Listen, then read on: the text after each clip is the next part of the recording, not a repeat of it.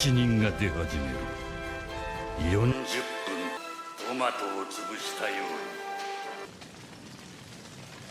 Hadi geldi.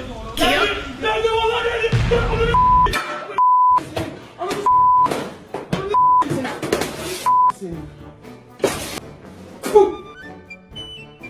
Are you having trouble convincing your friend to watch One Piece because of the sheer amount of episodes? Are you unable to convince even yourself to pick it up after years of not watching? Do you feel like if you skip 3 episodes you wouldn't really miss that much? Well, this video is for you. One Piece for many years now has been unwatchable to me. I love the story, don't get me wrong, but I feel like Toei preferred running the quality and pacing to the ground instead of having the anime just take a break so that the manga can progress further ahead. So while I was watching the Dressrosa arc back in 2014, I remember thinking to myself, Fuck this!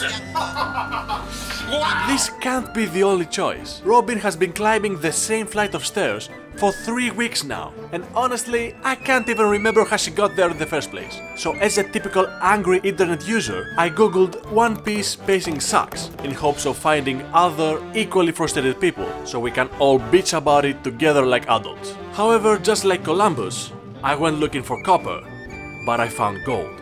Shifting to the salty comments, I found a reply talking about a team that has found a solution to that very problem we were complaining about. Some people decided to band together and reshape the One Piece anime into a worthy adaptation of the manga. Through the magic of editing, these fans have managed to trim down so much fat, I'm surprised they weren't cancelled by Twitter for fat phobia. Their plan was simple: take out everything from the anime that wasn't in the manga.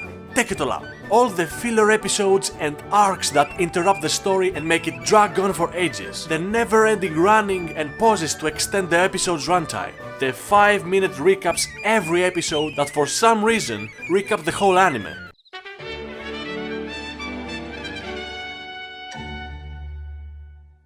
Toei has been using so many cheap tricks to waste the viewer's time, and the aptly named One Piece project fixes absolutely everything. Let's put it this way: a regular anime episode covers 2 to 3 manga chapters per episode, because a chapter is quite shorter, maybe even 4. Because of that, anime adaptations always catch up to the manga, so the anime studio is left with 3 choices. 1. Pause the anime until the manga pulls away far enough. That can hurt the viewer a bit, but it's the optimal way to make a good anime. 2. Make fillers. An alternative to pausing the manga is making low-impact, non-canon content to further the progression gap between adaptations. And 3. Draw out the pacing to slow down the anime to a point that it can't possibly catch up to the manga. Obviously, the third option cannot be applied on its own, since you can't make an episode out of a single chapter. So productions that refuse to pause use a combination of options 2 and 3, which is a slower progression with fillers sprinkled in. So the ratio looks a bit like this.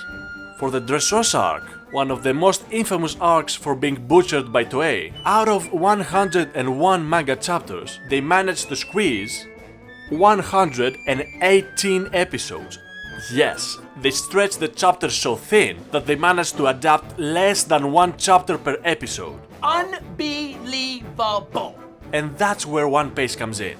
It transforms Toei's milking project into the grand adventure it was always supposed to be. They edit it in episodes of 30, sometimes 40 minutes, depending on how the story unfolds, trying to keep the flow of the story going. For our example, Dressrosa, they trimmed the 118 episodes or 47 hours of content down to 48 episodes or 22 hours. What?